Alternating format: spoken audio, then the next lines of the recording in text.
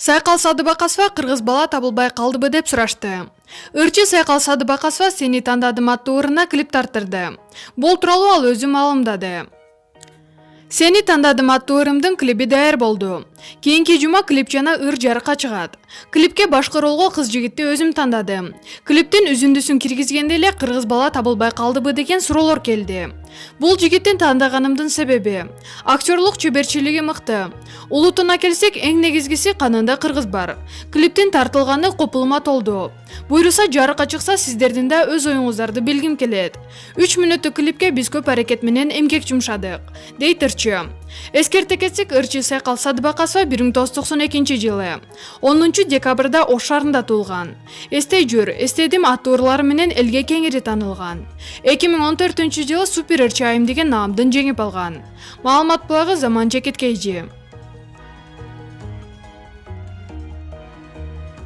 Назира Айтбекова желмогуз кыз болду. Эми менин көңүлүмдү эч ким кирдете албайт.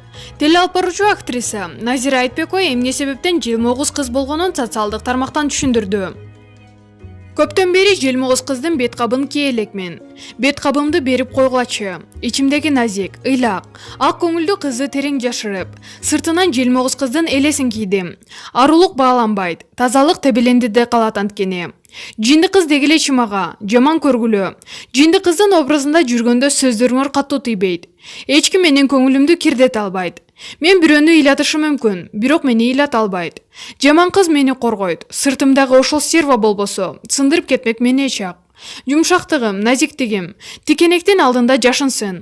Бет кабыңды чеч, чыныгы өзүңдү көрсөт, деди эле мени жакшы тааныган бирөө. Жаман экен бет капсыз, жылаңач жүргөн, үшүп кеттим. Денебизди түрдүү көйнөктүн алдына жашыргансыңары.